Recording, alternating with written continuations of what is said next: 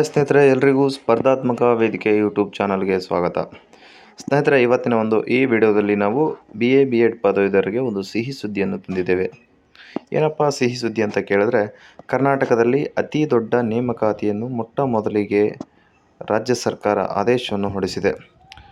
ಈ ಒಂದು ನೇಮಕಾತಿಯ ಬಗ್ಗೆ ಒಂದಷ್ಟು ಮಾಹಿತಿ ಈ ವಿಡಿಯೋದಲ್ಲಿ ನೋಡೋಣ. ಸೊ ಅದಕ್ಕೂ ಮುಂಚೆ ನೀವಿನ್ನು ಈ ವಿಡಿಯೋನ ಹೊಸದಾಗಿ ನೋಡ್ತಾ ಇದ್ದರೆ ಆದಷ್ಟು ಬೇಗ ನಮ್ಮ ಚಾನಲ್ನ ಸಬ್ಸ್ಕ್ರೈಬ್ ಮಾಡ್ಕೊಳ್ಳಿ ಹಾಗೂ ನಾವು ಮಾಡುವ ಹೊಸ ವಿಡಿಯೋದ ನೋಟಿಫಿಕೇಷನ್ಗಾಗಿ ಕಾಯ್ತಾ ಇರಿ. ಇನ್ನು ಶಿಕ್ಷಕ ಹುದ್ದೆ ಆಕಾಂಕ್ಷಿಗಳಿಗೆ ಸಿಹಿ ಸುದ್ದಿ. ಸ್ನೇಹಿತರೆ, ಕರ್ನಾಟಕ ರಾಜ್ಯ ಸರ್ಕಾರವು 51,000 ಅತಿಥಿ ಶಿಕ್ಷಕರ ನೇಮಕಾತಿಗೆ ಆದೇಶವನ್ನು ಹೊರಡಿಸಿದೆ.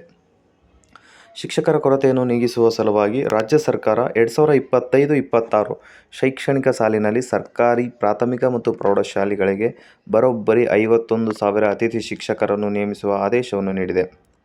ಮೇ 29, 2025ರಂದು ಶಾಲೆಗಳು ಪುನರಾರಂಭವಾಗಲಿರುವ ಹಿನ್ನೆಲೆಯಲ್ಲಿ ಶೈಕ್ಷಣಿಕ ಚಟುವಟಿಕೆಗಳು ನಿರಂತರವಾಗಿ ಹಾಗೂ ಸಮಯಕ್ಕೆ ಸರಿಯಾಗಿ ಆರಂಭವಾಗಲಿ ಎಂಬ ಒಂದು ಉದ್ದೇಶ ಈ ತಾತ್ಕಾಲಿಕ ನೇಮಕಾತಿಗೆ ಆದೇಶವನ್ನು ಹೊರಡಿಸಿದೆ.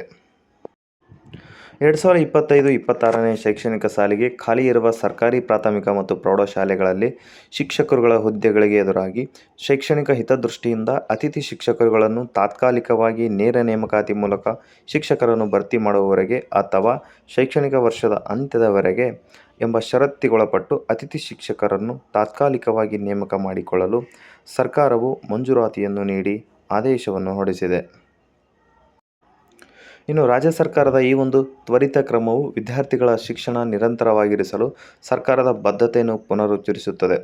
ಇನ್ನು 51,000 ಅತಿಥಿ ಶಿಕ್ಷಕರ ಪೈಕಿ 40,000 ಅತಿಥಿ ಶಿಕ್ಷಕರನ್ನು ಸರ್ಕಾರಿ ಪ್ರಾಥಮಿಕ ಶಾಲೆಗಳಿಗೆ ಹಾಗೂ ಉಳಿದ 11,000 ಅತಿಥಿ ಶಿಕ್ಷಕರನ್ನು ಸರ್ಕಾರಿ ಪ್ರೌಢಶಾಲೆಗಳಿಗೆ ನೇಮಕ ಮಾಡಲು ಕರ್ನಾಟಕ ರಾಜ್ಯ ಸರ್ಕಾರವು ಆದೇಶವನ್ನು ಹೊರಡಿಸಿದೆ.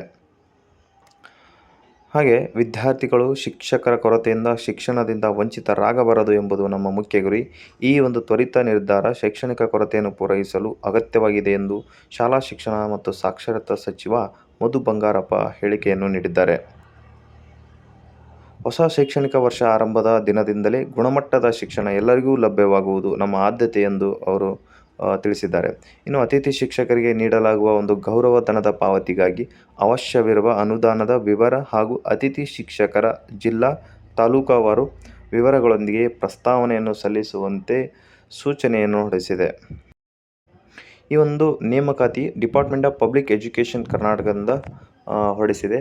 ಸೊ ಈ ಒಂದು ಸಂಸ್ಥೆಯ ಹೆಸರು department of public education Karnataka.